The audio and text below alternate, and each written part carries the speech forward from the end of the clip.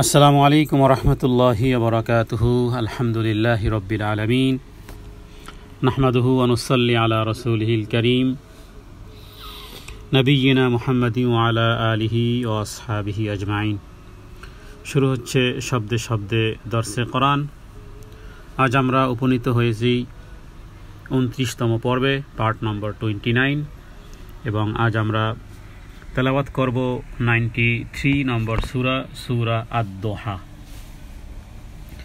যে সূরাটি মক্কাতে নাজিল হয়েছে এবং তার মধ্যে 11টি আয়াত আছে। এই সূরাটিও মূলত রাসূলুল্লাহ সাল্লাল্লাহু আলাইহি ওয়াসাল্লামকে সান্ত্বনা প্রদানের নিমিত্তে আল্লাহ তাআলা নাজিল করেছেন, এবং রাসূলুল্লাহ সাল্লাল্লাহু আলাইহি ওয়াসাল্লামের উপরে একাধিক বর্ণনার সারমর্ম হলো এমন যে নবীজির উপরে ওহী নাজিল কিছুদিন বন্ধ ছিল। এ সময়টি কতদিনের ছিল এ সম্পর্কে একাধিক হাদিসের বিভিন্ন বক্তব্য, ইবনে জুরাইজ এবং কালবি এবং ইবনে আব্বাস সহ আরও বিভিন্ন রকমের, কেউ বলেছেন 15 দিন, 12 দিন, 25 দিন ইত্যাদি। তো কিছুদিন ওহী বন্ধ থাকার কারণে, এবং রাসূলুল্লাহ সাল্লাল্লাহু আলাইহি ওয়াসাল্লাম নিজেও চিন্তিত ছিলেন যে জিবরাইল কেন আসতেছে না। অন্যদিকে বিরোধীরা, মক্কার মুশরিকরাও বিদ্রূপ করতে শুরু করলো, এবং কেউ কেউ খুব খারাপভাবেও বলল, খুব খারাপ শব্দেও কেউ কেউ বলেছে, নাউযুবিল্লাহ মিন যালিক, যে মোহাম্মদকে তো আমরা দেখতেছি যে তার শয়তান তাকে ত্যাগ করেছে, নাউযুবিল্লাহ মিন যালিক। তো মক্কার মুশরিকরা এভাবে করে ওহী আসতে বিলম্ব দেখে মুশরিকরা এই জাতীয় কথোপকথন, এবং স্বয়ং রাসূলুল্লাহ সাল্লাল্লাহু আলাইহি ওয়াসাল্লাম নিজেও চিন্তিত ছিলেন যে কেন জিবরাইল আমিন ওহী নিয়ে আসতেছি না। এরপরে আল্লাহ তাআলা এই সূরাটি নাজিল করে মুশরিকদের সেই কথার প্রতিবাদ, এবং রাসূলুল্লাহ সাল্লাল্লাহু আলাইহি ওয়াসাল্লামকে এই সূরা দোহার মধ্যে একটি আয়াতে আল্লাহ তাআলা এই পরিমাণ সন্তুষ্টির কথা এবং রাসূলুল্লাহ সাল্লাল্লাহু আলাইহি ওয়াসাল্লামকে এই পরিমাণ দান করবেন যা গোটা কোরআনুল কারীমের কোনো আয়াতে এইভাবে বলা হয়নি। এবং বিষয়টা এই রকমের, আয়াতের শব্দে যে ওয়ালা সাউফা, 5 নম্বর আয়াতে আল্লাহ বলেছেন ওয়ালা সাউফা ইউতিকা রাব্বুকা ফাতারদা, মানে অতি সত্বর তোমার প্রভু তোমাকে এমনভাবে দিবেন যে তুমি খুশি হয়ে যাবে। সুবহানাল্লাহ। এটা মানে আল্লাহ তাআলা রাসূলুল্লাহ সাল্লাল্লাহু আলাইহি ওয়াসাল্লামের সন্তুষ্টি যেন চেয়েছে, মানে আমি আপনাকে এই পরিমাণ দান করব যে হে নবী তুমি সন্তুষ্ট হয়ে যাবে, মানে এই পরিমাণ নিয়ামত দেব। তো এটি সূরার একটা চুম্বক অংশ। এর আগে আল্লাহ তাআলা বেশ কিছু জিনিসের শপথ করেছেন। তাহলে শুরু হচ্ছে সূরাতুদ দোহা, তেলাওয়াত এবং শব্দে শব্দের অর্থ এবং টান এবং মাদ্দের পরিচয়, পার্ট নম্বর 29। আউযু বিল্লাহি মিনাশ শাইতানির রাজীম।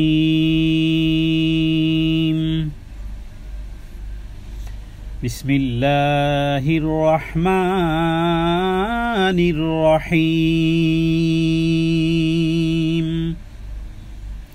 ওয়াদ-দুহা ওয়াল-লাইলি ইযা সাজা ওয়াল-লাইলি ইযা সাজা ওয়াদ-দুহা ওয়াল-লাইলি ইযা সাজা ওয়াদ-দুহা, শুধু ইয়ার উপরে খাড়া জবর, একটি টান। ওয়াল-লাইলি কোনো টান নেই। ইযা আলিফ সাকিন ডানে জবরের টান। সাজা খাড়া জবরের টান। এখানে 3টি টান আছে। ওয়াল-লাইলি ইযা সাজা, শব্দের শুরুতে যখন অ আসবে তখন সেটা অয় কসমিয়া। দোহা শব্দের অর্থ প্রথম প্রহর, অথবা দিনের প্রারম্ভ যেটি, বা যখন ফজরের সময় হয়, যখন একটু উজ্জ্বল হয়ে যায় চতুর্দিকে, এটা হলো সেই প্রহর যেটা ফজরের বা দিনের শুরু। সেটি ফজরের আজানের সময় হতে পারে, যখন চতুর্দিকে যেই ফর্সাটা শুরু হয়, যেটাকে আমরা সবহে সাদেক বলি। আর একটা সবহ আছে যেটাকে সবহে কাজেব বলে। গভীর রাত্রে, রাত্র 2টা বা 3টার দিকে কখনো কখনো গ্রামগঞ্জে থাকলে তারা অনুভব করতে পারে যে গভীর রাত, কিন্তু মনে হচ্ছে যে চতুর্দিকে যেন পরিষ্কার হয়ে গেছে। এটাকে বলা হয় সবহে কাজেব, মানে মিথ্যা সকাল। আর সবহে সাদেক মানে সত্য সকাল। আমরা যে বলি সবহে সাদেক, সবহে সাদেক মানে কি? সাদেক মানে সত্য, আর সবহ মানে সকাল, মানে সত্য সকাল। তাহলে সত্য সকাল আছে একটা, মিথ্যা সকালও আছে। গভীর রাত্রে চতুর্দিকে পরিষ্কার মনে হয়, যে গাছগাছালি থেকে শুরু করে সব দেখা যায়, মনে হচ্ছে যেন ফজর হয়ে গেছে, কিন্তু আসলে গভীর রাত। সেটা হলো সবহে কাযেব। আর এটা হলো সবহে সাদেক, যেটা ফজরের সময়, যা আসলেই সত্যিই মানে রিয়েল সকাল, যেটা যা আসলেই সকাল হয়ে গেছে, সেটাকে বলা হয় সবহে সাদেক। আর পূর্বেরটা হয় সবহে কাযেব, মানে মিথ্যা সকাল, আর এটা হলো সত্য সকাল। আল্লাহ তাআলা এখানে বা রাত বা দিন বলা যেতে পারে, কারণ দিনের কিছু অংশ, রাতের কিছু অংশ। তাহলে আল্লাহ তাআলা কসম করেছেন ওয়াদ-দুহা, কসম প্রথম প্রহরের, বা কসম পূর্বাহ্নের, বা সকালের উজ্জ্বলতার শপথ। তো সকালের কসম আল্লাহ তাআলা এখানে করেছেন। আর এরপরে দ্বিতীয় আয়াতে রাত্রের কসম করেছেন, ওই রাত যখন নিঝুম হয়ে যায়। ওয়াল্লাইলি, এবং কসম রাত্রের, ইদা সাজা, ইদা মানে যখন, সাজা মানে যখন গভীর হয়। তার মানে রাতের বিপরীত দিন, দিনের বিপরীত রাত। আল্লাহ তাআলা এখানে দুই জিনিসের কসম করেছেন। তার মানে একটা হলো অন্ধকারাচ্ছন্ন হওয়া, আর আরেকটি হলো রাতের অন্ধকারের মানে রাতের নীরবতা বা অন্ধকারের বিপরীতে যখন পরিষ্কার হয়ে যায়। তো রাসূলুল্লাহ সাল্লাল্লাহু আলাইহি ওয়াসাল্লামের বিষয় আল্লাহ তাআলা পূর্বে কসম করে তারপরে বলেছেন যে, হে নবী, ওয়াল্লাইলি ইদা সাজা, শপথ রাতের যখন নিঝুম হয়, যে আপনার রব আপনাকে ভুলে যাননি, বা আপনার রব আপনাকে বিদায় করে দেননি, আপনার রব আপনার প্রতি বিরূপ হননি, শত্রুতাও পোষণ করেননি। এখানে রাত আর দিনের কসমের মাধ্যমে মুহাদ্দিসিনে কেরাম, তাফসীরকারগণ একাধিক কথা বলেছেন। এর মধ্যে কিছু কিছু কথা আবার অতিরঞ্জনও হয় রাসূলুল্লাহ সাল্লাল্লাহু আলাইহি ওয়াসাল্লামের ক্ষেত্রে। তবে এতটুকুই শাব্দিক অর্থে মোটামুটি আমরা রাত এবং দিনের আল্লাহ তাআলা কসম করেছেন। কেউ কেউ বলেছেন যে রাসূলুল্লাহ সাল্লাল্লাহু আলাইহি ওয়াসাল্লাম এমন সময় এসেছিল যখন ছিল রাত, এরপরে তার মাধ্যমে দিনের আলোর মতন, তার মাধ্যমে দিনের মশালকে আল্লাহ জ্বালিয়েছেন, ইত্যাদি রূপক অনেক অর্থই গ্রহণ করা যেতে পারে। আল্লাহ তাআলা এখানে রাত আর দিনের কসম করেছেন। রাতের কসম করেছেন যখন তা অন্ধকার হয়, মানে নিশ্চুপ হয়ে যায়, মানুষ যখন নড়াচড়া করে না। তো মানুষ নড়াচড়া করে না কখন? যখন গভীর ঘুমে সমাচ্ছন্ন হয়ে যায়। রাত্রি নিঝুম হয় কখন? যখন খুব বেশি অন্ধকার হয়। রাত যখন গভীর হয়, পূর্ণরূপে অন্ধকার ছেয়ে যায়, এবং প্রত্যেক জীব স্থির হয়ে যায়, শান্ত হয়ে যায়। স্বাভাবিকভাবে গভীর রাত্রে সমস্ত প্রাণী নিশ্চুপ, নিথর, এমনকি ভোরের পাখালি, ভোরের পাখিরা পর্যন্ত গভীর রাতে নিশ্চুপ হয়ে যায়। সবার আগে যে ওঠে সে হলো মোরগ। রাসূলুল্লাহ সাল্লাল্লাহু আলাইহি ওয়াসাল্লাম বলেছে, মোরগকে গালি দিও না, কারণ সে মানুষকে সকালে ফজরের সময় ডাকে। তাহলে ফজরের সময় একটা প্রাণী, একটা মোরগ যদি ডাকে, তাকে যদি গালি দেওয়া থেকে বিরত থাকতে বলা হয়েছে। এবং বলা হয় মোরগ ফেরেশতা দেখে। গাধা কি দেখে? গাধা শয়তান দেখে। ফজরের সময় দেখবেন যে গাধা চিৎকার করে, কুকুর চিৎকার করে, কারণ শয়তান দেখতে পায়। মোরগ কি দেখে? মোরগ দেখে ফেরেশতা। এবং শেষ রাত্রের সময়কালে বা তাহাজ্জুদের সময়, গভীর রাত্রে বা রাত্রের শেষ প্রহরে মোরগ ডাকে, মোরগ দেখে ফেরেশতা, তখন দোয়া করা উচিত। তো গভীর রাত্রে সব কিছু যখন নড়াচড়াও বন্ধ হয়ে যায়, নিশ্চুপ হয়ে যায়, আল্লাহ তাআলা সেই সময়ের গুরুত্ব আরোপ করা যায়। এটা বোঝা যায় যে ফজরের সময়কালটা এটা অনেকের জন্য কঠিন, বিশেষ করে মুনাফিকদের জন্য তো ফজরের সালাত অনেক কঠিন। এশার সালাত যাও মোটামুটি, কিন্তু ফজরের সালাত হলো ইমানের ইন্ডিকেটর। কয়জন ব্যক্তি আছেন যারা সঠিক সময়ে ফজরের সালাত আদায় করতে পারেন?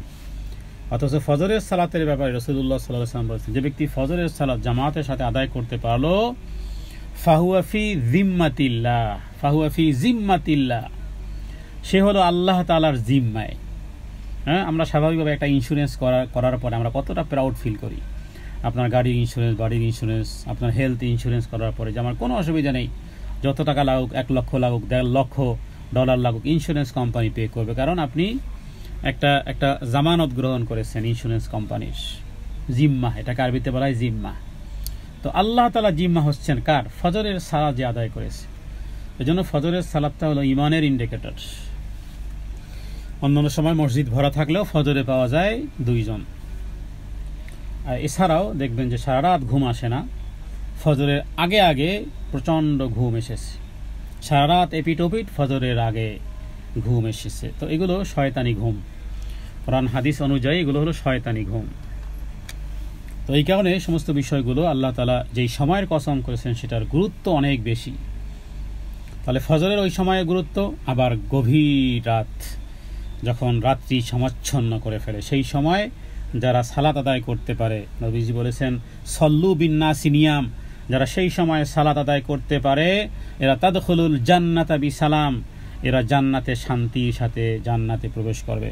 আল্লাহ তাআলা সূরা সাজদার মধ্যে বলেছেন তাতাজাফা জুনুবুহুম আনিল মাদাজি মানে বিছানা থেকে যাদের পৃষ্ঠদেশ আলাদা থাকে, হ্যাঁ, তাদের পৃষ্ঠদেশ বিছানা থেকে আলাদা থাকে। সেটা কখন? সেটা গভীর রাত। ইয়াদউনা রাব্বাহুম খাওফান ওয়া তামাআন, এবং ওই সময় তারা রবকে ডাকে আশা এবং ভয় সহকারে। তাহলে এবং অমিম্মা রাযাকনাহুম ইউনফিকুন, এরপর আল্লাহ বলেছেন যে এদের জন্য ফালা তা'লামু নাফসুম মা উখফিয়া লাহুম মিন কুররাতি আয়ুন জাযাআম বিমা কানু ইয়ামালুন, এদের জন্য চক্ষু শীতলতাকারী কি নিয়ামত যে আমি রেখেছি পৃথিবীর কোনো কিছুই কেউ জানে না। তাহলে এই উপহার, উপটৌকন, এই হাদিয়া, এই তোহফা, এই রেওয়ার্ড নেওয়ার জন্য গভীর রাত্রে উঠতে হবে। আল্লাহ আমাদেরকে তৌফিক এনায়েত করুন। তাহলে এখানে 2 জিনিসের কসম পাওয়া গেল। এরপরে 3য় আয়াত, মা ওয়াদ্দাআকা রাব্বুকা ওয়া মা ক্বালা, মা ওয়াদ্দাআকা রাব্বুকা ওয়া মা ক্বালা।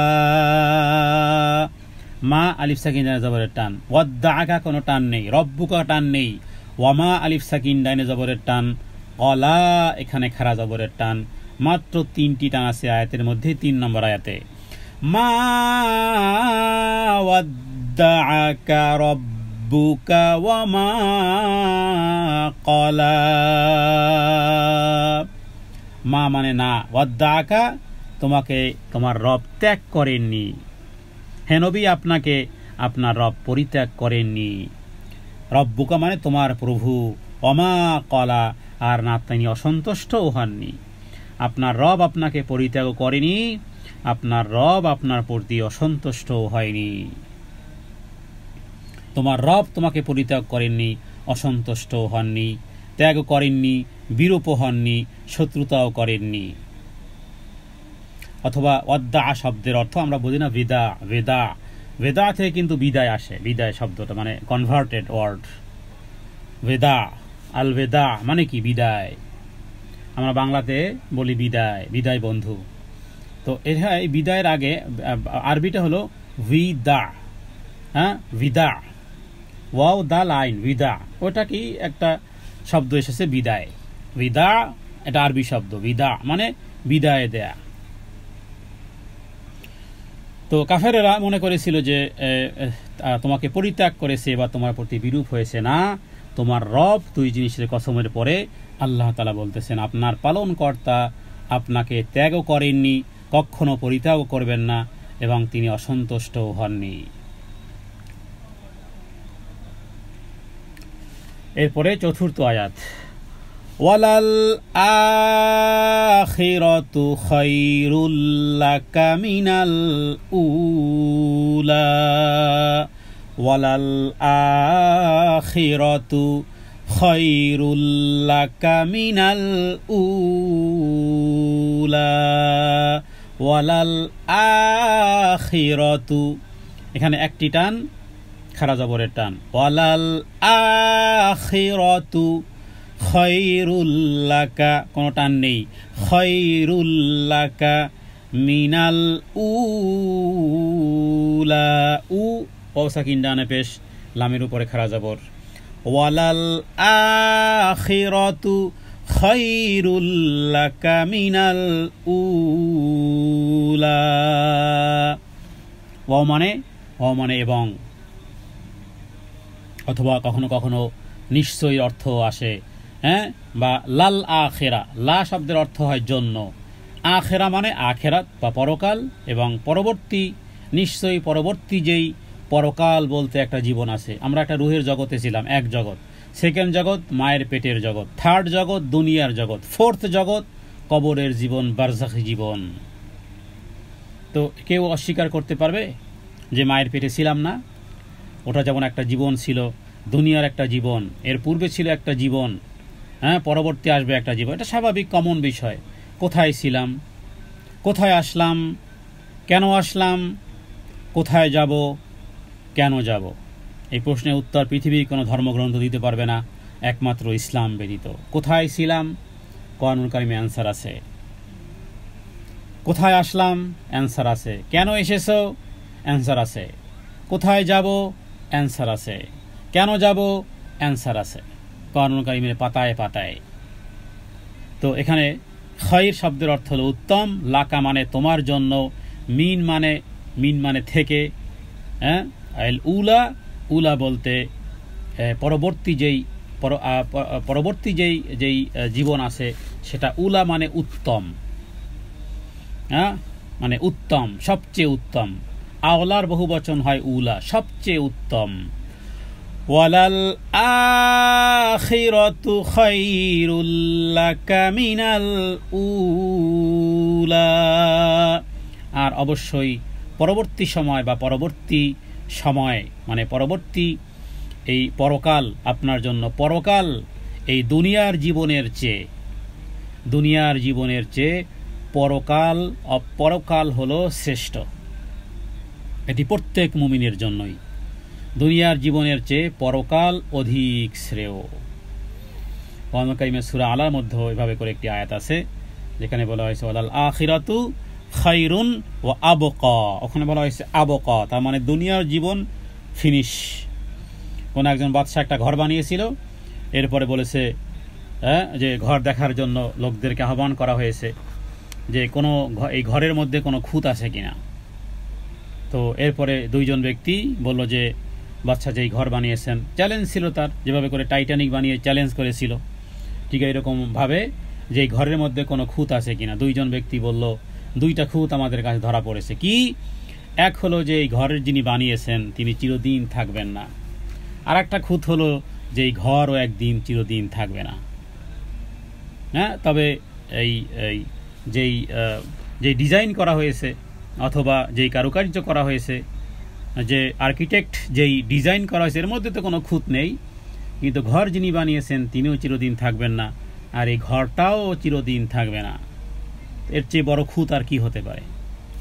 তো পরকাল এরকমের নয়, ওয়ালাল আখিরাতু খায়রুন ওয়া আবকা, পরকালটা বাকি থাকবে। দুনিয়ার জীবন যেমনই হোক না কেন, পরকালটা পুরোটাই বাকি। তো এখানে রাসূলুল্লাহ সাল্লাল্লাহু আলাইহি ওয়াসাল্লাম কি নয়, বরং প্রত্যেক ব্যক্তিকে যে দুনিয়ার জীবনের চেয়ে পরকাল অতি উত্তম। ওয়ালাল আখিরাতু খায়র, যে পরবর্তী পরকাল, পরবর্তী যেই কাল আসতেছে, মৃত্যুর পরে যেই জীবন শুরু হবে, সেটা খায়র মিনাল উলা, এই ইহকালের চেয়ে। এখানে দেখুন আখেরা এবং উলা শব্দটার মানে অর্থ হলো আখেরাত ও দুনিয়া নেয়া হলে ব্যাখ্যা হবে যে আমি আপনাকে আখেরাতের নিয়ামত দান করার ওয়াদা দিচ্ছি, যেখানে আপনাকে দুনিয়া অপেক্ষা অনেক বেশি নিয়ামত দান করা হবে। আবার এখানে দেখুন এই অর্থের মধ্যে ভঙ্গিমা দেখেন কোরআনুল কারীমের শব্দের মধ্যে, যেহেতু শব্দ জানতেছেন, দেখুন আগেই আল্লাহ এনেছেন ওয়ালাল আখেরা, মানে আগে দুনিয়াকে আনেননি, বরং আগে কি এনেছেন, ওয়ালাল আখিরাতু খায়র, আগে প্রশংসা করা হচ্ছে যে পরকালটা উত্তম কিসের চেয়ে, মিনাল উলা, এই দুনিয়ার চেয়ে। তাহলে যেটা প্রায়োরিটি, যেটা সেটাকে আগে আল্লাহ উল্লেখ করেছেন আয়াতের মধ্যে, যে পরকালটাই আসল, পরকাল নিশ্চয়ই পরবর্তী যেই পরকাল সেটা উত্তম, ওয়ালাল আখিরাতু খায়র, কারণ সেখানে আল্লাহ তাআলা নিয়ামত বাড়তেই থাকবে, হ্যাঁ, দুনিয়ার অবস্থা থেকে সেটা শ্রেয় হবে। ইবনে মাসউদ রাদিয়াল্লাহু তাআলা আনহু তিনি বলেছেন যে একদিন তিনি তার থেকে বর্ণনা, ওমর রাদিয়াল্লাহু তাআলা আনহু থেকে এমন একটা বর্ণনা পাওয়া যায় ইবনে মাজার মধ্যে একটি হাদিসের মধ্যে, যে রাসূলুল্লাহ সাল্লাল্লাহু আলাইহি ওয়াসাল্লাম একদিন গরমের মধ্যে শুয়ে আছেন চাটাই বিছাইয়ে, খেজুর পাতার চাটাইয়ের মধ্যে নবীজি শুয়েছিলেন, এবং নবীজির বলা যায় যে লাল আলতা সুন্দর ছিল তার দেহ। এবং হযরত আবু বকর থেকে বর্ণনা পাওয়া যায় যখন পাহাড়ের উপর উঠেছিল তখন যে রাসূলুল্লাহ সাল্লাল্লাহু আলাইহি ওয়াসাল্লামের হাত পা ছিল মোলায়েম এবং নরম। তো রাসূলুল্লাহ সাল্লাল্লাহু আলাইহি ওয়াসাল্লাম চাটাইয়ের উপরে শয়ন করেছেন, শয়ন করার কারণে তার পার্শ্বদেশে পিঠে চাটাইয়ের দাগ লেগে আছে। তো যখন তিনি আব্দুল্লাহ ইবনে মাসউদ তিনি বলেন যে রাসূলুল্লাহ সাল্লাল্লাহু আলাইহি ওয়াসাল্লামের কাছে যখন আমি দেখলাম যে নবীজির শরীরে চাটাইয়ের দাগ, খেজুর পাতার চাটাইয়ে তিনি শুয়েছেন আর সেই দাগগুলো নবীজির শরীরে যেন লেগে আছে, তখন আমি বললাম ইয়া রাসূলুল্লাহ সাল্লাল্লাহু আলাইহি সাল্লাম, আমার পিতামাতা আপনার উপর উৎসর্গ হোক। কোনো বর্ণনা এসেছে যে কেঁদে দিয়েছেন। এরপরে বলল ইয়া রাসূলুল্লাহ, যদি অনুমতি দেন তাহলে আমরা আপনার জন্য একটা জাজিম বা একটা বিছানা তৈরি করে দিতাম যাতে করে আপনার এরকমের কষ্ট না হয়। তখন রাসূলুল্লাহ সাল্লাল্লাহু আলাইহি সাল্লাম বলেছেন যে আমার আর এই দুনিয়ার ব্যাপারের উদাহরণ হলো এমন যে যেমন কোনো সাওয়ারি কোনো গাছের নিচে বিশ্রামের জন্য আশ্রয় নেয়, তারপর সেই জায়গাটা ছেড়ে চলে যায়। আর এই দুনিয়াটা হলো এরকমের যেমন কোনো নাকি কোনো বিশ্রাম, কোনো সাওয়ারি বা কোনো বাহক, কোনো মুসাফির যেমন কোনো গাছের নিচে সামান্য সময়ের জন্য বিশ্রাম নেয়, এরপরে আবার সেটা ছেড়ে চলে যায়। তো আমার সাথে দুনিয়ার সম্পর্ক হলো ঠিক এই রকমের। তার মানে পরকাল ইহকাল অপেক্ষা উত্তম, কেননা সেথায় রয়েছে কি চিরস্থায়ী নিয়ামত, যা আদৌ বিচ্ছিন্ন হবার নয়। এটি প্রত্যেক মুমিনের জন্য মাথায় রাখতে হবে। এই দুনিয়ার জীবনে কি পেলাম আর কি হারালাম সেটা বড় বিষয় নয়, বরং পরকাল যেন না হারাই, পরকালের নিয়ামত থেকে যেন বঞ্চিত না হই, এ বিষয়টি একজন মুমিন তার মাইন্ডে সবসময় রাখতে হবে ইনশাআল্লাহ। এর পরবর্তী আয়াত, ওয়ালা সাউফা ইউতিকা রাব্বুকা ফাতারদা, ওয়ালা সাউফা ইউতিকা রাব্বুকা ফাতারদা, ওয়ালা সাউফা ইউতিকা রাব্বুকা ফাতারদা, ওয়ালা সাউফা টান নেই, ইউতিকা ইয়া সাকিন ডানে জেরের টান, রব্বুকা টান নেই, ফাতারদা গদের উপরে খাড়া জবরের টান, ওয়ালা সাউফা ইউতিকা রাব্বুকা ফাতারদা। ওয়াও মানে এবং, সাউফা মানে সিনের অর্থ হয় সার্টেনলি, সাউফার অর্থ এই রকমের মানে খুব তাড়াতাড়ি, খুব শীঘ্রই, হ্যাঁ, ভেরি সুন। ইউতিকা আতায়ুতি মানে প্রদান করা, কাফ মানে তুমি, মানে হে নবী তোমাকে প্রদান করা হবে অতি শীঘ্রই তোমার রবের পক্ষ থেকে, রব্বুকা তোমার প্রভু অতি সত্বর তোমাকে দান করবে। ফাতারদা, ফাও শব্দের অর্থ হয় সার্টেনলি বা খুব তাড়াতাড়ি, যে যাতে করে তারদা হে নবী তুমি সন্তুষ্ট হয়ে যাবে, আপনার পালন কর্তা সত্তরই আপনাদেরকে দান করবেন যে আপনি সন্তুষ্ট হয়ে যাবেন। তার মানে আপনার পালন কর্তা আপনাকে এত প্রাচুর্যতা দিবেন যার মাধ্যমে আপনি সন্তুষ্ট হয়ে যাবেন। তো এখানে কি দিবেন নির্দিষ্ট করা হয়নি, বরং এতে ইঙ্গিত পাওয়া যায় যে প্রত্যেক ওই বিষয়ে যা মানুষ চাইবে, যেমন সূরা তুরের মধ্যে আছে ওয়ালাকুম ফিহা মা তাশতাহি আনফুসুকুম, হৃদয়ে যাই কামনা আসবে তাই আল্লাহ তাআলা প্রচুর পরিমাণে দিবেন। তো রাসূলুল্লাহ সাল্লাল্লাহু আলাইহি ওয়াসাল্লাম আল্লাহ তাআলা তাকে জান্নাত দান করবে এবং জান্নাতের সর্বোচ্চ মাকাম দান করবেন। আমরা অনেক ক্ষেত্রে কেউ মারা গেলে আমরা এইভাবে দোয়া করি যে আল্লাহ তাআলা তাকে জান্নাতের সর্বোচ্চ মাকাম দান করুক, এই কথাটা বলা ঠিক নয়। সর্বোচ্চ মাকাম সুনির্ধারিত, যেটা আজানের দোয়ার মধ্যে আমরা বলি আতি মুহাম্মাদানিল ওয়াসিলাতা ওয়াল ফাদিলা, সেটি তো মুহাম্মদ সাল্লাল্লাহু আলাইহি সাল্লামের জন্য। কোনো ব্যক্তি মারা গেলে আমরা এটা বলতে পারি যে আল্লাহ তাআলা তাকে জান্নাতুল ফেরদাউস দান করুক, এভাবে বলতে পারি। কিন্তু অনেকে একটু বাড়িয়ে এভাবে বলে জান্নাতুল ফেরদাউসের সর্বোচ্চ স্থান দান করুক, এই কথাটা ভুল। সর্বোচ্চ স্থান হলো মুহাম্মাদুর রাসূলুল্লাহ সাল্লাল্লাহু আলাইহি ওয়াসাল্লাম, তার জন্য নির্ধারিত। তো সর্বোচ্চ স্থানের যোগ্য তিনি, যাকে যেখানে ভালো মানায়। বাকি রাসূলুল্লাহ সাল্লাল্লাহু আলাইহি ওয়াসাল্লাম হাদিসের মধ্যে বলেছেন যে তোমরা জান্নাত চাইলে জান্নাতুল ফেরদাউস চাও। তো আমরা জান্নাতুল ফেরদাউস চাইব, কিন্তু কারো মৃত্যুতে আবেগ এটা না বলা যে জান্নাতুল ফেরদাউসের সর্বোচ্চ আলা মাকাম তাকে দান করো না। ওই আলা মাকাম রাসূলুল্লাহ সাল্লাল্লাহু আলাইহি ওয়াসাল্লামের জন্য। তো অচিরেই আপনার রব আপনাকে এমন দান করবেন যে আপনি সন্তুষ্ট হয়ে যাবেন।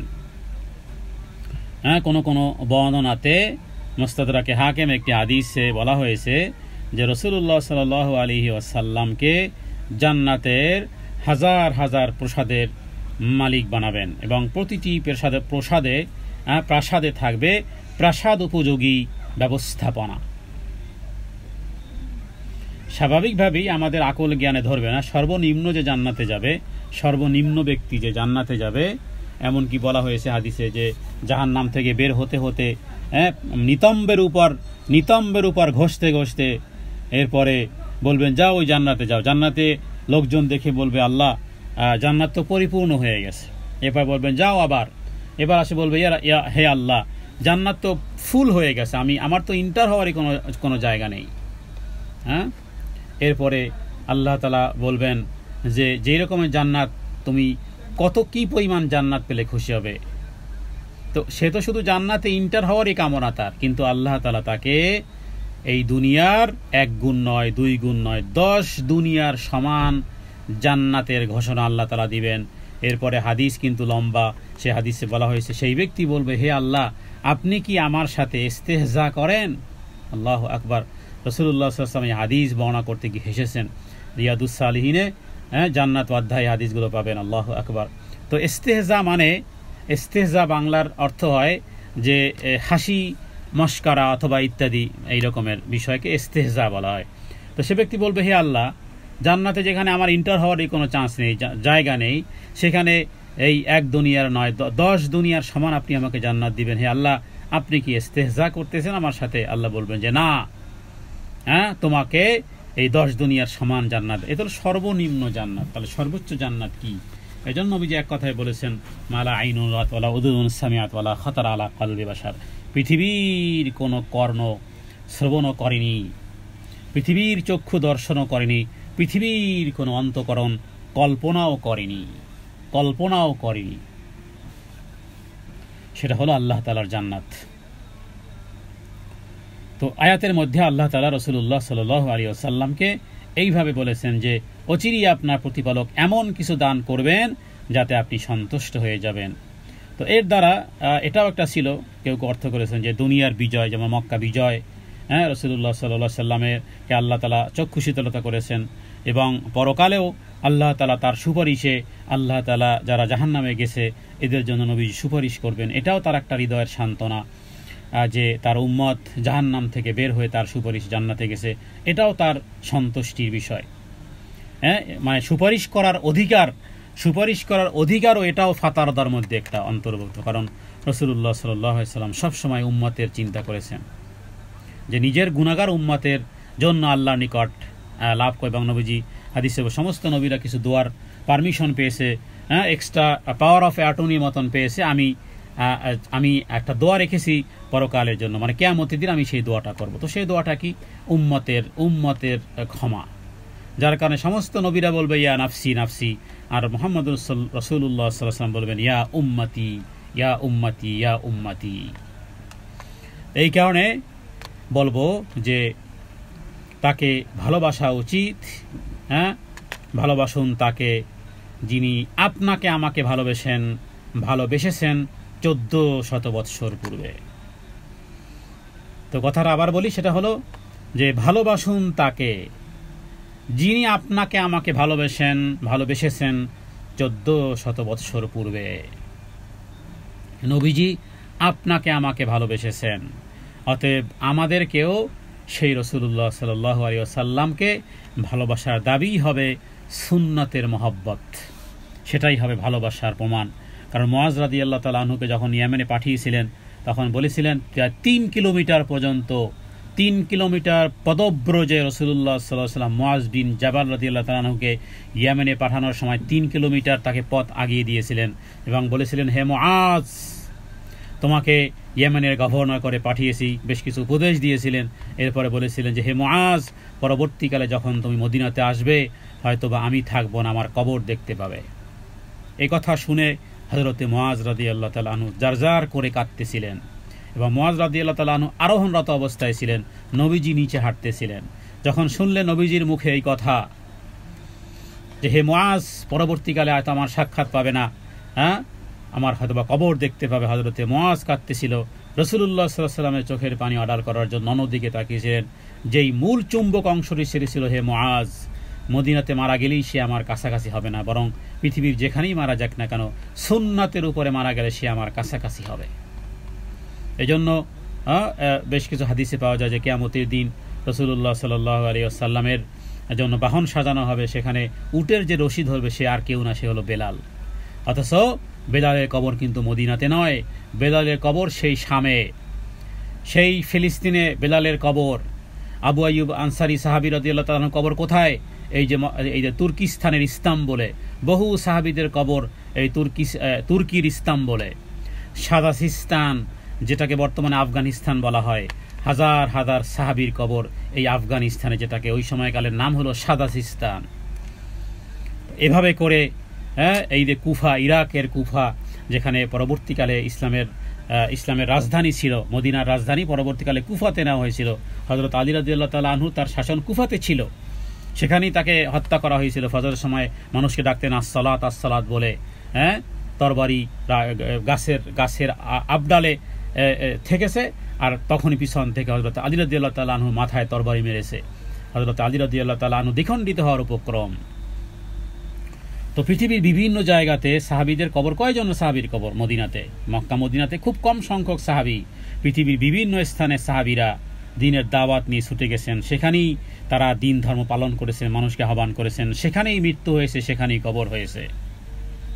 বিশিষ্ট বিশিষ্ট সাহাবীদের কবর পৃথিবীর বিভিন্ন জায়গাতে। এই ফিলিস্তিনে তখন ওমর রাদিয়াল্লাহু তাআলা আনহুর সময় কয়েক হাজার সাহাবীদের সেখানে সৈন্যবাহিনী প্রেরণ করেছিলেন। এরপরে তাউন নামক এক রোগ আসলো, তাউন নামক রোগে হাজার হাজার সাহাবী, আব্দুর রহমান বিন আউফ, আব্দুর রহমান, তাদের সন্তানেরা, ছেলেরা, বহু সাহাবায়ে কেরাম তারা এই ফিলিস্তিনে সেখানে তাদের দাফন হয়েছে। তো এই কারণে দুনিয়ার জীবন এটা তুচ্ছ একটা জীবন, যে যেখানেই মারা যাক না কেন, সেটা আফ্রিকাতে হোক আর পৃথিবী যেখানেই হোক না কেন, আমল যদি ভালো হয়, সুন্নাতের ইনস্ট্রাকশনে যদি মৃত্যু হয়, তাহলে সে রাসূলুল্লাহ সাল্লাল্লাহু আলাইহি ওয়াসাল্লামের খুব কাছাকাছি হবে।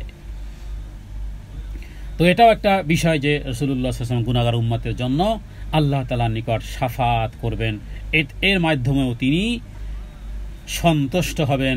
যেই সন্তুষ্টির কথা আল্লাহ তাআলা উজ্জ্বল রেখেছেন, তার মানে এখানে ব্যাপক। নবীজি যা চাইবেন, যেভাবে চাইবেন আল্লাহ তাআলা তাকে দুনিয়াতেও যেমন তার চক্ষু শীতলতা করেছেন, ইসলামের বিজয় তিনি স্বচক্ষে দেখেছেন। ওমর রাদিয়াল্লাহু তাআলা আনহুর সময় 90,000 কিলোমিটার ইসলামের দায়রার গণ্ডির মধ্যে আসে এবং দূর দূরান্তে পর্যন্ত, আফ্রিকা পর্যন্ত সেখানে দ্বীনের দাওয়াত পৌঁছে গেছে। রাসূলুল্লাহ সাল্লাল্লাহু আলাইহি ওয়াসাল্লাম যখন বিদায় হজের ভাষণ দেন, তখন উপস্থিত প্রায় 100 লক্ষ সাহাবায়ে কেরাম, কিন্তু মোটামুটি হিসাব কাউন্টডাউন করলে ইয়ামান অথবা অন্যান্য পার্শ্ববর্তী রাষ্ট্র হিসেবে মোটামুটি বলা যায় যে 5.5 লক্ষ লোক তখন ঈমান এনেছিল। তো তারা যেদিকে যার ঘোড়া ছিল সেদিকেই তারা আওয়াজ পৌঁছে দিয়েছেন। কারণ বিদায় হজের ভাষণে একটা কথা ছিল, বাল্লিগু আন্নি ওয়ালাউ আয়াহ, একটা আওয়াজ যদি জানো, বাল্লিগু মানে পৌঁছিয়ে দাও আমার পক্ষ থেকে, ওয়ালাউ আয়াহ যদি একটা সেন্টেন্সও হয়, একটা বাক্যও যদি হয় সেটাও মানুষের কাছে পৌঁছে দাও।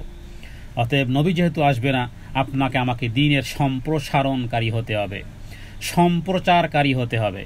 মৃত্যুর পরে যদি কবরে কিছু পেতে হয় তাহলে দ্বীনি কাজকে সম্প্রসারণ করতে হবে, দ্বীনের আওয়াজকে বুলন্দ করতে হবে।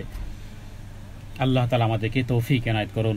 তো রাসূলুল্লাহ সাল্লাল্লাহু আলাইহি ওয়াসাল্লামকে আল্লাহ তাআলা সন্তুষ্ট করবেন, অচিরেই তাকে এমন পুরস্কার দিবেন যাতে আল্লাহ তাআলার সেই পুরস্কার পেয়ে রাসূলুল্লাহ সাল্লাল্লাহু আলাইহি ওয়াসাল্লাম সন্তুষ্ট হয়ে যান। সেটা দুনিয়ার বিজয় হতে পারে, সেটা পরকালে সুপারিশ হতে পারে, আর সেই সাথে সাথে জান্নাতে রাসূলুল্লাহ সাল্লাল্লাহু আলাইহি ওয়াসাল্লামকে আল্লাহ তাআলা এই পরিমাণ দিবেন যে ফাতারদা, নবীজি সন্তুষ্ট হয়ে যাবেন। এটা প্রত্যেকটা উম্মত কি আল্লাহ তাআলা যারাই জান্নাতে যাবে যা চাইবে তাই, যা চাইবে। জান্নাত বিষয়ে অনেক সাহাবীরা বিভিন্ন রকমের প্রশ্ন করত।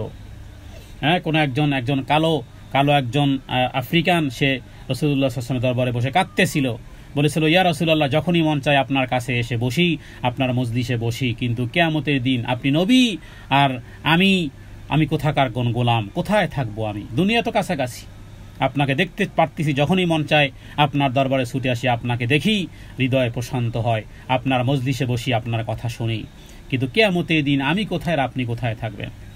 তো সে কাঁদতেছিল। রাসূলুল্লাহ সাল্লাল্লাহু আলাইহি ওয়াসাল্লাম কিছু বলার আগেই কোরআনুল কারীমের আয়াত নাজিল হয়েছে, উলাইকাল্লাযীনা মান ইউতি'ir রাসূল, যে ব্যক্তি আল্লাহ এবং রাসূল অনুসরণ করবে, ফাউলাইকা মা'আল্লাযীনা আন'আমাল্লাহু আলাইহিম মিনান নাবিয়্যিন ওয়াস-সিদ্দীকিন ওয়াশ-শুহাদা'i ওয়াস-সালিহিন ওয়া হাসুনা উলাইকা রাফীকা। আল্লাহ এবং রাসূলের অনুসরণ যারা করবে এরা নবীদের সাথেই থাকবে, জান্নাতেও নবীদের সাথেই থাকবে। কতই না উত্তম বন্ধু। অন্য আরেকটি বর্ণনাতে পাওয়া যায় যে এখন একজন আফ্রিকান ঠিক এরকমের নবীকে শুধু জান্নাতের প্রশ্ন করেই যাচ্ছে। ওমর রাদিয়াল্লাহু তাআলা আনহু আর কোনো কথা বলার চান্স পাচ্ছেন না, যে বাবা একটু থামো, আমাদেরকে একটু সুযোগ দাও, চান্স দাও, তুমি প্রশ্ন করেই যাচ্ছ। আল্লাহু আকবার। সূরা দাহারের মধ্যে আপনি পাবেন যেখানে জান্নাতের বর্ণনা, সেই আফ্রিকান সেই কালো গোলামের প্রশ্নের উত্তরে আল্লাহ তাআলা কালামুল্লাহ নাজিল করেছেন। জান্নাতের বর্ণনা শুনতে চাও? আসো শোনাই। ويطعمون الطعام على حبه مسكينا ويتيما واسيرا إنما نطعمكم لوجه الله لا نريد منكم جزاء ولا شكورا إنا نخاف من ربنا يوما عبوسا قمطريرا فوقاهم الله شر ذلك اليوم ولقاهم نضرة وسرورا وجزاهم بما صبروا جنة وحريرا متكئين فيها على الأرائك لا يرون فيها شمسا ولا زمهريرا ودانية عليهم ظلالها ظللت قطوفها تذليلا ويطاف عليهم بآنية من فضة وأكواب كانت قوارير من فضة قدروها تقديرا ويسقون فيها كأسا كان مزاجها زنجبيلا عينا فيها تسمى سلسبيلا। দেখুন জান্নাতের বর্ণনা একের পর এক। একজন কালো দাসের জান্নাতের মাতলুবের বর্ণনা শুনতে যাচ্ছে নবীজির কাছে, আল্লাহ কোরআনুল কারীমে আয়াত নাজিল করে দিয়েছেন, ওয়াসাকাহুম রাব্বুহুম শারাবান তাহুরা। তো এই হলো বান্দার মর্যাদা বাড়ে রবের অনুসরণ, রাসূলুল্লাহ সাল্লাল্লাহু আলাইহি ওয়াসাল্লামের অনুসরণ, তাহলেই ওই জান্নাতে থাকা যাবে যেখানে রাসূলুল্লাহ সাল্লাল্লাহু আলাইহি ওয়াসাল্লাম থাকবেন। এই জন্য আল মারউ মা মান আহাব্বা, এটা একটা বহুত বড় একটা হাদিস। আমরা ছোটকালে দেখতাম মুন্সিগঞ্জ থেকে আমরা আগে লঞ্চে ঢাকাতে আসতাম, তখন মুন্সিগঞ্জ আসলে ওখান থেকে কলা রুটি উঠত, নৌকাগুলো ট্রলারগুলো এই পরিমাণ জোরে চালাতো। ওই সময় যেহেতু লঞ্চ স্লো করে দেয়, এরপরে কোনোভাবে এক লাফ দিয়ে তাড়াতাড়ি উঠে ওই নৌকার রশি লঞ্চের সাথে বেঁধে দিত, বাস এরপরে স্টার বন্ধ করে দিত। এবার লঞ্চ যেই গতিতে, এবার নৌকাও সেই গতিতে। কেন? যেহেতু এই নৌকাই লঞ্চের সাথে লেগেছে, লঞ্চ যত গতিতে চলবে নৌকাও সেই গতিতে চলবে, কারণ নৌকা এখন লঞ্চের সাথে বাঁধা। এটা দ্বারা উদ্দেশ্য কি বুঝাতে চাই, সেটা হলো যে ভালোবাসা এমন এক জিনিস, এটা হলো হযরতে আনাস রাদিয়াল্লাহু তাআলা আনহু বলেছেন যে যেদিন আমরা এই হাদিস শুনেছি সেদিন আমাদের হৃদয়ে ঈদের আনন্দের চেয়েও বেশি আনন্দ করেছে। সেটি কি? যে যাকে ভালোবাসবে সে তার সাথে জান্নাতে থাকবে। এবং হযরত আনাস বলতেন, আমরা হযরতে আবু বকরকে ভালোবাসি, ওমরকে ভালোবাসি, ওসমানকে ভালোবাসি, আলী রাদিয়াল্লাহু তাআলা আনহুকে ভালোবাসি, রাসূলুল্লাহ সাল্লাল্লাহু আলাইহি ওয়াসাল্লামকে ভালোবাসি। তাহলে এই হাদিস অনুযায়ী আমরা তাদের সাথেই থাকব, কারণ তাদেরকে আমরা ভালোবাসি। ভালোবাসা এমন এক জিনিস, ভালোবাসা। এবং কোন একজন কবি বলেছেন যে আমরা তাদেরকে ভালোবাসি যদিও আমাদের আমল আবু বকরের মতো নয়, ওমরের মতো আমাদের আমল নয়। এটা হলো ওই সিঁড়ির মতন, নৌকার ওই স্পিড নেই, নৌকার ওই পাওয়ার নেই যে লঞ্চের মতো সে চলবে, কিন্তু যখন বেঁধে দিয়েছে এবার লঞ্চ যেই গতিতে এবার নৌকাও সেই গতিতে। বাসের সাথে রিক্সা লাগালে ওই রিক্সার গতিও বাসের মতনই হবে। তো এই জন্য আমাদের আমল দিয়ে আমরা ওই পর্যায়ে পৌঁছতে না পারলেও রাসূলুল্লাহ সাল্লাল্লাহু আলাইহি ওয়াসাল্লামকে ভালোবাসার দাবিতে এবং সেই ভালোবাসার দাবিতে সত্য হলে আমরা রাসূলুল্লাহ সাল্লাল্লাহু আলাইহি ওয়াসাল্লামের সাথেই থাকব ইনশাআল্লাহ। আয়াত নম্বর 6, আলাম ইয়াজিদ কায়াতিমান ফাআওয়া, আলাম ইয়াজিদ কায়াতিমান ফাআওয়া। আলাম তিনি কি পাননি, ইয়াজিদকা তোমাকে, ইয়াজিদ যাদা যেহেতু মানে পাওয়া, আলাম মানে তিনি কি, লাম ইয়াজিদকা তোমাকে পাননি, ইয়াতিমান ইয়াতিম রূপে তোমাকে পাননি, ফাআওয়া এরপর তিনি তো আশ্রয় দিয়েছেন, কে? আল্লাহ তাআলা। আলাম ইয়াজিদকা ইয়াতিমান ফাআওয়া, ইয়াতিমান ইয়াতিয়া সাকিন ডানেজের মাং, এটা একফার গুন্না, কারণ তানবিনের পরে ফা এসেছে। ফা আ আলিফ সাকিন ডানে জবরের টান, ওয়া খারা জবরের টান। আলাম ইয়াজিদ দালের উপরে সাকিন হলে কলকলা। আলাম ইয়াজিদ কায়াতিমান ফাআওয়া, তিনি কি তোমাকে এতিম অবস্থায় পাননি, এরপরে তিনিই তো আশ্রয় দিয়েছেন। এখানে আল্লাহ তাআলা রাসূলুল্লাহ সাল্লাল্লাহু আলাইহি ওয়াসাল্লামের প্রতি কিছু নিয়ামতের সংক্ষিপ্ত বর্ণনা করেছেন। যে প্রথম নিয়ামত হলো যে আমি তো আপনাকে পিতৃহীন পেয়েছি, আপনার জন্মের পূর্বেই আপনার পিতা ইন্তেকাল করেছিল এবং ছোট থাকতেই আপনার মা মারা যায়, এরপর আমি আপনাকে আশ্রয় দিয়েছি। প্রথমে পিতামহ আব্দুল মুত্তালিবের কাছে, পরবর্তীকালে পিতৃব্য বা চাচা আবু তালেব যত্ন সহকারে আপনাকে লালন পালন করেছেন। তো আপনাকে পিতৃহীন অবস্থায় তিনি পেয়েছেন এবং আপনাকে আশ্রয় দিয়েছেন। তার মানে পিতার স্নেহ সাহায্য থেকে বঞ্চিত হলেও আমি তো আপনার সহায়ক ছিলাম। এবং নবীজি শৈশবে পিতৃ হারিয়েছেন। এরপরে মক্কা থেকে মদিনা থেকে নানার বাড়িতে গিয়েছিলেন, যেহেতু আমেনার বাড়িতে মদিনাতে ছিল। এরপরে সেখান থেকে আবার যখন মক্কায় রওনা হলো, পথিমধ্যে আবাওয়া নামক জায়গাতে এসে মা মৃত্যুবরণ করলো। দেখুন আল্লাহ তাআলা কিভাবে, মানে একদিন আগে যদি আমেনা মারা যায় তাহলে কিন্তু নানা কুলের মধ্যে রাসূলুল্লাহ সাল্লাল্লাহু আলাইহি ওয়াসাল্লাম থাকতেন, কারণ মদিনাতে থাকতেন। আবার যদি একদিনও না, কিছু সময় যদি পরে মারা যেত বা একদিন পরে যদি মারা যেত, যেহেতু ওই সময়কালের পথ পায়ে হেঁটে বা আরোহণরত অবস্থাতে, তো একদিন পরে যদি মারা যায় তাহলে কিন্তু মক্কাতে মানে আমেনা মারা যেত কোথায়? মক্কাতে। একদিন আগে মারা গেলে যেত মদিনায়, আর একদিন পরে মারা গেলে যেত কোথায়? মক্কায়। তাহলে রাসূলুল্লাহ সাল্লাল্লাহু আলাইহি ওয়াসাল্লাম হয় মাতৃকুলে থাকতেন অথবা পিতৃকুলে থাকতেন, কিন্তু এমন একটা জায়গাতে মায়ের মৃত্যু যন্ত্রণা শুরু হয়, মায়ের মৃত্যুর গারগারা শুরু হয়, না মক্কা না মদিনা, মধ্যমবর্তী জায়গাতে আবাওয়া নামক জায়গাতে সেখানে মা মৃত্যুর করে ঢলে পড়লেন।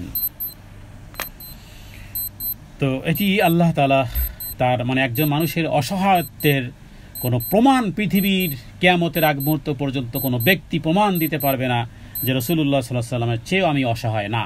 কোনো পৃথিবীর কোনো ফকির বলতে পারবে না যে আমি 7 দিন না খেয়েছিলাম। পৃথিবীর কোনো ব্যক্তি নবীজির জীবনের সাথে পৃথিবীর এত কষ্ট, এত দুঃখ, এত দুর্দশা, এত হতাশা, এরকমের নমুনা কেউ পেশ করতে পারবে না। এটা কেন? এটা ওই উম্মতদের সান্ত্বনার জন্য।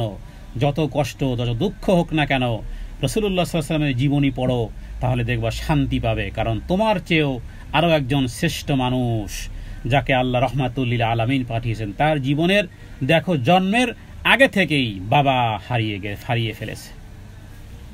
তারপরে জন্ম যাও হলো, একটু বড় হলো, মাকে হারালেন এমন জায়গাতে, না মক্কাতে না মদিনাতে। এভাবে করে রাসূলুল্লাহ সাল্লাল্লাহু আলাইহি ওয়াসাল্লামের গোটা জীবন, মক্কার জীবন, মদিনার জীবন, কখনো পেট ভরে রুটিও খেতে পারেননি রাসূলুল্লাহ সাল্লাল্লাহু আলাইহি ওয়াসাল্লাম। তো আল্লাহ তাআলা এটাকে মডেল বানিয়েছেন রাসূলুল্লাহ সাল্লাল্লাহু আলাইহি ওয়াসাল্লামকে। আল্লাহ তাআলা এখানে সেই কিছু নিয়ামতের কথা উল্লেখ করতেছেন। এরপরে 7ম আয়াত, ওয়াজাদাকা দাল্লান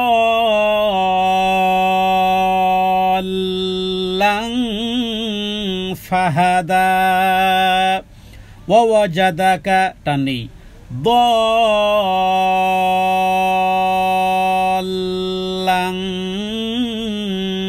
দেখুন দদ চার আলিফ টান ধরছে, কোথাকে ধরছে? লামকে। তো দল টান দিতে হবে, এরপরে লাং, লামের উপরে তাজদিদ, লামের উপরে আবার তানবিন, তানবিনের পরে আছে ফা, যার কারণে একফা, তাহলে টানতেও হবে এবং একফাও করতে হবে এভাবে। ওয়াজাদাকা দাল্লান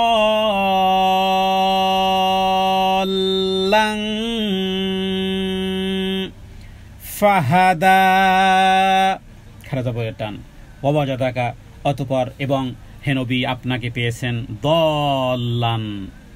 দল্লান শব্দের অর্থ, সুন্দর অর্থ হলো যে অনবিহিত বা না জানা।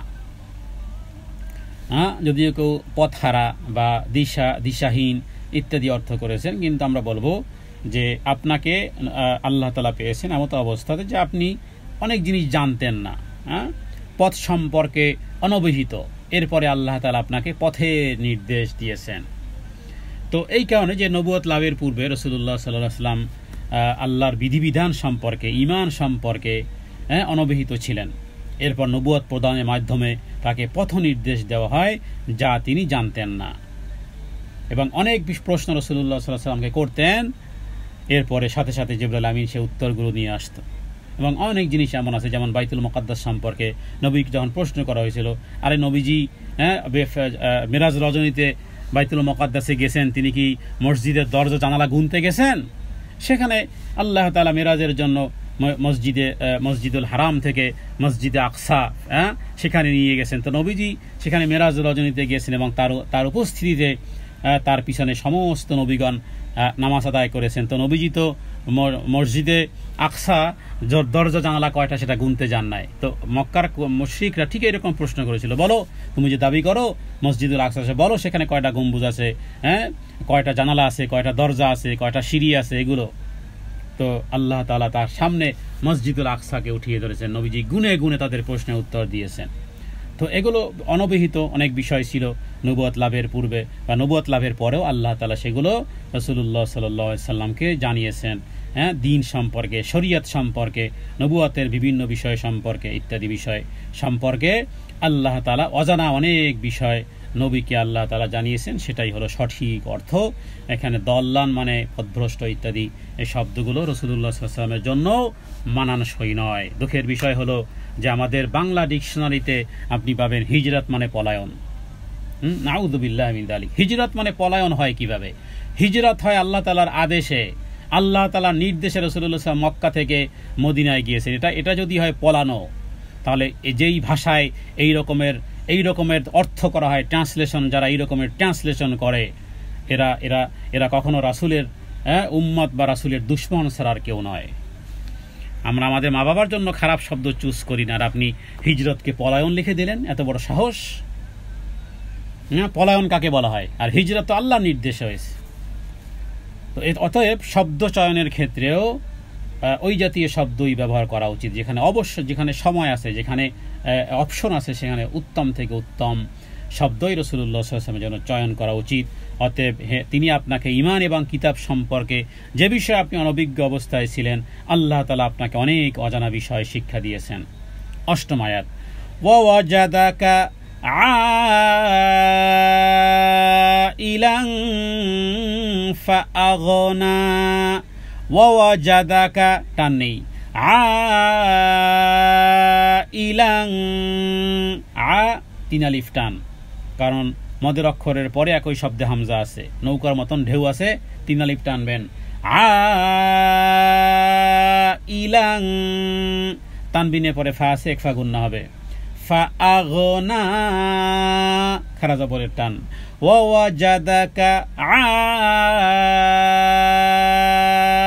আইলান ফাআগনা, ওয়াজাদাকা অতঃপর আপনাকে পেয়েছেন, আইলান মানে নিঃস্ব অথবা অভাবী, ফাআগনা এরপরে আল্লাহ তাআলা আপনাকে অভাব মুক্ত করেছেন, তোমাকে পেয়েছেন নিঃস্ব, অতঃপর করলেন অভাব মুক্ত। নিঃস্ব আর অভাব মুক্তর সুন্দর হাদিস থেকে একটা ব্যাখ্যা আছে। নিঃস্ব এখানে অর্থ হলো যে রাসূলুল্লাহ সাল্লাল্লাহু আলাইহি ওয়াসাল্লাম দুনিয়ার দৃষ্টিতে তার ঘর নেই, সুন্দর ঘর নেই, বাড়ি নেই, দালান কোঠা নেই ইত্যাদি আড়ম্বরপূর্ণ জীবনযাপনের চাকচিক্যময় জৌলুসপূর্ণ পরিবেশের কোনো ফার্নিচার, কোনো কিছু তার ঘরে নেই, দুনিয়ার দৃষ্টিতে নিঃস্ব, কিন্তু অভাব মুক্ত। হয় সুখী মানুষের জামা থাকে না। আমরা ছোটকালে ক্লাস 4-এর চয়নিকা বইতে পড়েছি যে গল্প, যে সুখী মানুষের জামা দিলে ওই রোগ ভালো হবে। সুখী মানুষ খুঁজতে খুঁজতে পাওয়া গেল এমন একজন ব্যক্তি, তাকে জিজ্ঞেস করলো, বলো আমি অনেক সুখী আছি। বললো ভাই আপনার জামাটা দিবেন? বললো আমার তো জামাই নেই। সুখী মানুষ পাওয়া গেছে কিন্তু শরীরে জামাই নেই, জামাবিহীনই সুখী আছে সে। তো অভাব মুক্ত রাসূলুল্লাহ সাল্লাল্লাহু আলাইহি ওয়াসাল্লাম দুনিয়ার দৃষ্টিতে আল্লাহ তাআলা তৃতীয় নিয়ামত, আল্লাহ তাআলা তাকে নিঃস্ব এবং রিক্ত হস্ত পেয়েছেন, এরপরে অভাব মুক্ত করেছেন, ধৈর্যশীল করেছেন। এখানে আগনা বলতে ধনশালী হওয়া নয়, বরং আল্লাহ তাআলার নিয়ামতে সন্তুষ্ট, আল্লাহ তাআলার নিয়ামতে সন্তুষ্ট। অভাব মুক্তর আরেকটা সুন্দর অর্থ আছে, হাদিস থেকে বোঝা যায় যে অভাব মুক্তকে নবীজি বলেছেন আল গিনা গিনান নফস। এটি সহিহ মুসলিমের হাদিস। আল গিনা গিনান নফস, তার মানে মনের ধনী, অন্তরের ধনবান, সত্যিকার অর্থেই ধনী। মনের দিক থেকে যে ধনী সে হলো আসল ধনী। তো অমুখাপেক্ষী যারা, তারাও ধনী। অভাব অবস্থায় ধৈর্যশীল ব্যক্তি, তারাও ধনী। অভাব অবস্থায় কৃতজ্ঞ, যার হৃদয় কৃতজ্ঞ, শুকনা রুটি পানি দিয়ে ভিজিয়ে খেয়েও বলে আলহামদুলিল্লাহ, এ হলো আসল ধনী। আমাদের দেশে বিবাহের অনুষ্ঠানে একটু কম পড়েছে, সোশ্যাল মিডিয়াতে দেখেছি যে একটু কম পড়েছে, বাস তুমুল ঝগড়া বিবাদ, কোপাকুপি, মারামারি, বিবাহের অনুষ্ঠান পণ্ড পর্যন্ত। পাতে গোশত একটু কম পড়লো কেন? তো এরা কত বড় ফকির, এরা মনের দিক থেকে কত নিচু। এই কারণে আমি অভাব মুক্তের কয়েকটা অর্থ করলাম। এক হলো যে একজন ব্যক্তি সে অন্যের মুখাপেক্ষী নন, অমুখাপেক্ষী মানুষ থেকে সেও হলো ধনী, এ হলো নম্বর 1 ধনী। দ্বিতীয় হলো যে অভাব কিন্তু ধৈর্যশীল। তৃতীয় ধনী হলো অভাব অবস্থায়ও তারপরও কৃতজ্ঞ, যাই কিছু আছে আলহামদুলিল্লাহ। তো রাসূলুল্লাহ সাল্লাল্লাহু আলাইহি ওয়াসাল্লাম এই রকমের ধনী ছিলেন। তার ঘরে মাল আর মাত্তা ছিল না, চাকচিক্যময়, এমন কোনো জৌলুসপূর্ণ এমন কোনো কিছু ছিল না। কিন্তু নবীজি বলেছেন আল গিনা গিনান নফস, আসল ধনবত্তা হলো অন্তরের ধনবত্তা। সহিহ মুসলিম যাকাত অধ্যায়ে হাদিসটি আছে। মানে অধিকাধিক মালের মালিক ধনী নয়। অনেক ব্যক্তি আছে কোটি কোটি টাকার মালিক, কিন্তু মনের দিক থেকে এতই ছোট, বাড়িতে কুকুর পর্যন্ত রাখে। ভিক্ষুকও যেন ভিক্ষা চাইতে না পারে, লেখা থাকে কুকুর থেকে সাবধান। তার মানে গরিব ভিক্ষুক দূরেই চলে যাও। তো মনের দিক থেকে তারা কখনোই ধনী নয়। দিনের জন্য তারা একটা টাকাও ব্যয় করতে রাজি নয়, এবং এরা অধিকাংশই ঋণগ্রস্ত। কারণ মানুষের তাদের ড্রিম এত উচ্চ পর্যায়ের, কোনো কিছুই তাদের পেট ভরে না। এরা দুনিয়ার জীবনে এরাই আসলে নিঃস্ব। কিন্তু অভাব মুক্ত ওই ব্যক্তি যে মনের দিক থেকে ধনী। আল্লাহ যেন আমাদের সবাইকে মনের ধনী যেন বানান। আল্লাহ যেন আমাদেরকে সর্ব অবস্থাতে আলহামদুলিল্লাহ আলা কুল্লি হাল যেন আমরা পড়তে পারি হৃদয় থেকে, যে আল্লাহ যে অবস্থাতে রেখেছো তুমি খুশি, আমিও খুশি। আমার এই অবস্থা ইন্নাকা তারা মাকানিনা অতাসমাউ কালামিনা, হে রব তুমি জানো আমার অবস্থা। হে রব তুমি আমার কথা যেমন শ্রবণ করো, আমি কোথায় দাঁড়িয়ে আছি, আমি কোথায় কথা বলতেছি, সেগুলো তুমিও জানো। অতাসমাউ কালামিনা, তুমি আমাদের কথা শ্রবণ করো। ও তারা মাকানিনা, আমরা কোথায় সেগুলোও তুমি জানো, সেগুলোও তুমি দেখো, তুমি শ্রবণ করো। এই অবস্থাতে তুমি সন্তুষ্ট, আমরাও সন্তুষ্ট। আল্লাহ তাআলা যেন এইভাবে মনের ধনী বানান। আল্লাহুম্মা আমিন। 9 নম্বর আয়াত, ফাআম্মাল ইয়াতীমা ফালা তাকহার, ফাআম্মাল ইয়াতীমা ফালা তাকহার, ফাআম ওয়াজিব গুন্না, ইয়াতিমা ইয়া সাকিন দানাজের, ফালা আলিফ সাকিন দানা যাবর, তাকহার টান গুন্না নেই, ফাআম্মাল ইয়াতিমা ফালা তাকহার। এক ধরনের নির্দেশ, হে নবী তুমি ইয়াতিমের প্রতি কখনোই কঠোরতা হবে না, ইয়াতিমের প্রতি কঠোর হবে না। ফাআম্মা অতঃপর, ইয়াতিম ইয়াতিম, ফালা হবে না, তাকহার কঠোর, এতিমের প্রতি হে নবী কঠোর হবে না। তাহলে আল্লাহ তাআলা তার অনেকগুলো নিয়ামত উল্লেখ করার পরে যেন নবীকে স্পেশালি খাস, অনেক সময় আছে না যে স্পেশাল ব্যক্তিকে স্পেশাল উপদেশ দেওয়া হয়, যে সবার জন্য একটা জিনিস, তোমাকে একটা গোপন কথা বলি, এটা মানবে। রাসূলুল্লাহ সাল্লাল্লাহু আলাইহি ওয়াসাল্লাম কোনো সাহাবীকে এইভাবে করে উপদেশ দিতেন। তো যেন আল্লাহ তাআলা এই নিয়ামত সমূহ উল্লেখ করার পরে যেন একটা বিশেষ একটা নির্দেশ নবীকে দিচ্ছেন, হে নবী ইয়েতিমের সাথে কখনোই কঠোর ব্যবহার করবেন না।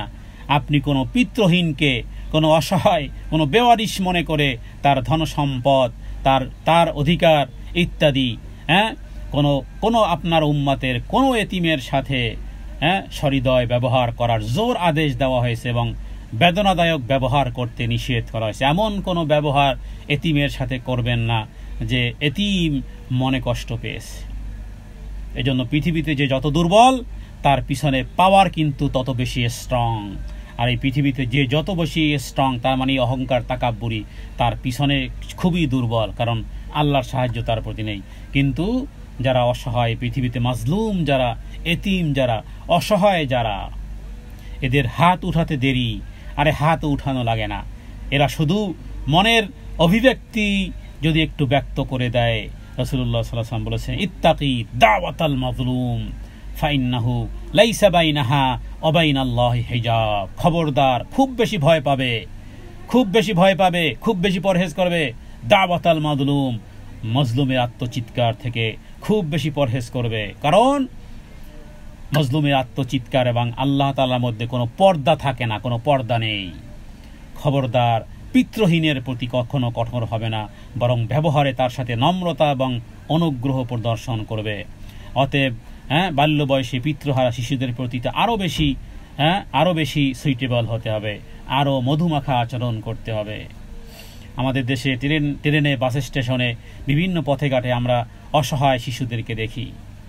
ওদের উপরে হয়তোবা 2 টাকা বাদাম বিক্রি করতেছে, ও সাহেব ও বাদাম ওখান থেকে খেয়েই যাচ্ছে। কিছু বললে ধমক দিচ্ছে, কেউ ডিম বিক্রি করে, কেউ বাদাম বিক্রি করে, কেউ চানাচুর বিক্রি করে। এদের সাথে মানুষের চেহারায় কিছু আছে অমানুষ, এদের সাথে অন্যায় আচরণ করে। কেউ লাঠিপেটা করে, কেউ ধাক্কা মারে, চোখের সামনে কেউ ধাক্কা মারলো, বাদামগুলো সব পড়ে গেল, চানাচুরগুলো সব পড়ে গেল। আল্লাহু আকবার, কিয়ামতের দিন এরা কি জবাব দিবে? এদের চোখে পানি লাগবে না। এদের মুখটা যদি মলিন হয়ে যায়, সেটা সরাসরি ডাইরেক্ট আল্লাহ তাআলার কাছে লেগেছে। রাসূলুল্লাহ সাল্লাল্লাহু আলাইহি ওয়াসাল্লামকে আল্লাহ তাআলা এত নম্র করে বানিয়েছেন, তারপরে স্পেশাল উপদেশ দিচ্ছেন, হে নবী এই রকমের এতিমদের সাথে কখনো এই রকমের আচরণ করবেন না। এটা নবীকে বলা নয়, আসলে আপনাকে আমাকে স্পেশাল রিকোয়েস্ট, স্পেশাল নসিহত। আয়াত নম্বর 10, ওয়া আম্মাস-সাইলা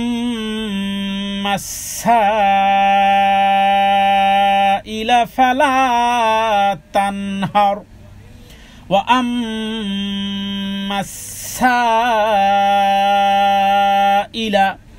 ফালা তানহার, ওয়াজিব গুন্না, আসসাইলা 3 আলিফটার মধ্যে মুত্তাসিল, ফালা তানহার, ফালা আলিফ সাকিন না জবর, তানহার নুন সাকিনের পরে হা এসেছে এজহার। দেখুন এই আয়াতটা আরো কত স্পেশাল। ভিক্ষুক, সাইল মানে ভিক্ষুক, যারা চায় আল্লাহর রাস্তায় কিছু দেন, ভিতর থেকে আওয়াজ আসে মাফ করো। কত বড় জঘন্যতম এই শব্দ, এটার এক্সপ্লেন করতে হলে আরো 1 ঘন্টার প্রয়োজন। কোনো ব্যক্তির সাথে আপনি পারেন নাই, মাফ করা মানে কি? আপনি তাকে ফিরিয়ে দিচ্ছেন। আল্লাহ যদি কিয়ামতের দিন বলে মাফ করো, তাহলে ঠিকানা জাহান্নাম, মনে রাখবেন। কারণ অনুগ্রহ তো সেই পাবে যে অনুগ্রহ করেছে, আসমানওয়ালার অনুগ্রহ পেতে চাও, জমিনবাসীর উপর অনুগ্রহ করো। তুমি তো জমিনবাসীর উপরে অনুগ্রহ করো নাই, আসমানবাসী তোমার উপর অনুগ্রহ করবে, ঠেকা লাগছে নাকি? কারণ হাদিসে তো রাসূলুল্লাহ সাল্লাল্লাহু আলাইহি ওয়াসাল্লাম যে কোটগুলো উল্লেখ করেছেন যে ব্যক্তি মাল্লাম ইয়ার হামিন না সামাল্লাম ইয়ার হামিল্লা, যে ব্যক্তি মানুষের প্রতি দয়াদ্র হয় না, আল্লাহ তার প্রতি দয়াদ্র হবেন না।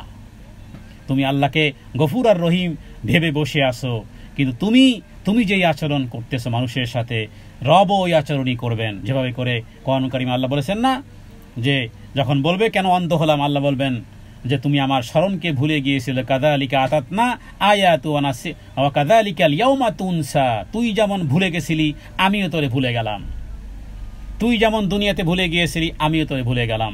এই জন্য কখনো ভিক্ষুক যদি কিছু চায় না দিতে পারেন, সুন্দর আচরণ করুন, সুন্দর আচরণ করুন, কিন্তু মাফ করো, ধমক দেওয়া ইত্যাদি নবীকে বলেছেন ভিক্ষুককে কখনো ধমক দিও না। তো প্রার্থীকে ধমক ভৎসনা করা রাসূলুল্লাহ সাল্লাল্লাহু আলাইহি ওয়াসাল্লাম নিষেধ করেছেন। এখানে সাহায্য প্রার্থনা করে মানে অভাবী যদি ধরা হয়, তাহলে অভাবীকে সাহায্য করতে পারলে করুন, আর না করতে পারলে কোমল কণ্ঠে নিজের অক্ষমতা বুঝিয়ে দেন। কোনো ক্রমেই তার সাথে রূঢ় আচরণ করা যাবে না। তো আল্লাহ তাআলার বিশেষ কিছু দিক নির্দেশনা রাসূলুল্লাহ সাল্লাল্লাহু আলাইহি ওয়াসাল্লামকে আল্লাহ তাআলা এখানে দিয়েছেন।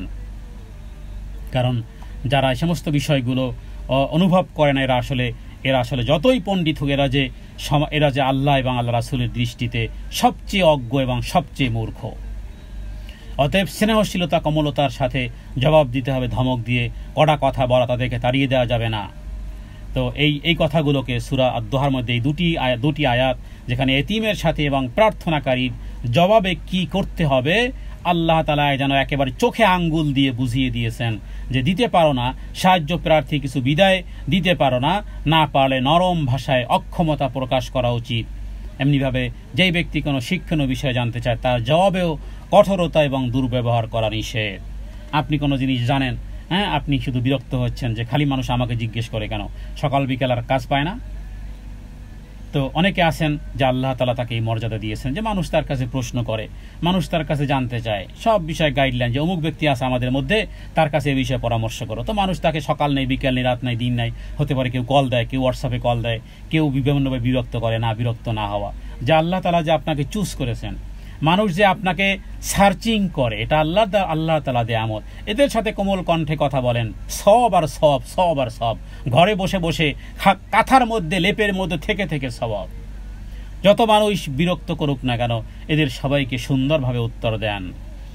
তাহলে এই আয়াত যেন আপনি মেনেছেন। এমন নয় যে ভিক্ষুকে আপনার কাছে চাইতে হবে, কারণ যারা উন্নত এলাকায় থাকে ভিক্ষুকে তো দেখা সাক্ষাৎই হয় না, এরা কি করবে?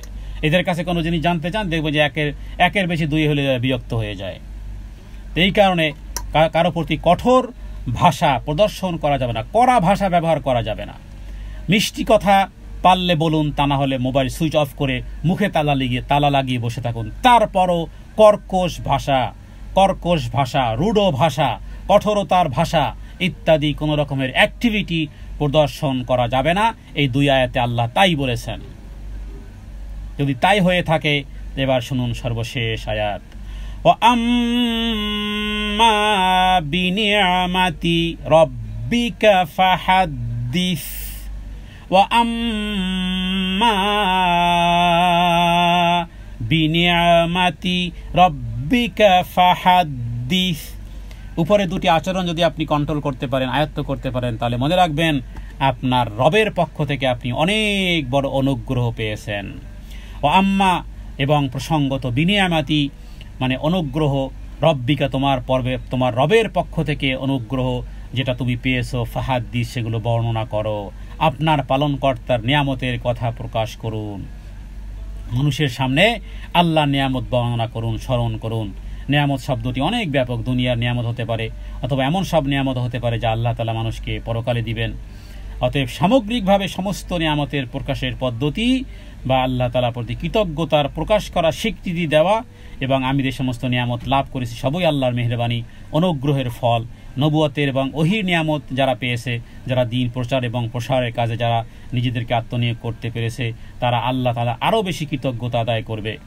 হ্যাঁ, এবং মানুষের শুকরিয়া আদায় করা। হাদিসে যে ব্যক্তি অপরের অনুগ্রহের শুকর আদায় করে না সে আল্লাহ তাআলারও শুকর আদায় করে না, তবে সেটার পদ্ধতি হবে যে আলহামদুলিল্লাহ, আল্লাহ তাআলা যে আপনাকে তৌফিক, রবের প্রশংসাটা হবে রবের আগে, তারপরে সেই ভাইয়ের বা সেই বোনের যে আল্লাহ আপনাকে তৌফিক দিয়েছেন, আল্লাহ তাআলা যে আমার তকদিরে লিখেছেন ইত্যাদি, কিন্তু প্রথম হবে রবের শুকরিয়া। তাহলে এই প্রত্যেকটা সূরার মধ্যে আয়াত সমূহের মধ্যে একটা শিক্ষণীয় বিষয় আছে। আমরা মোটামুটি বলবো যে দুটি আয়াতের মধ্যে যেটা রাসূলুল্লাহ সাল্লাল্লাহু আলাইহি ওয়াসাল্লামকে বলা হয়েছিল যে হে নবী, এতিমের প্রতি কখনো কঠোর হবেন না। হ্যাঁ, অনেকগুলো নিয়ামতের কথা আল্লাহ উল্লেখ করার পরে এরপরে আল্লাহ তাআলা বলেছেন যে কঠোর হবেন না ইয়াতিমের প্রতি, এবং যারা আপনার কাছে কোনো কিছু চাইবে তাদেরকেও তিরস্কার করবেন না।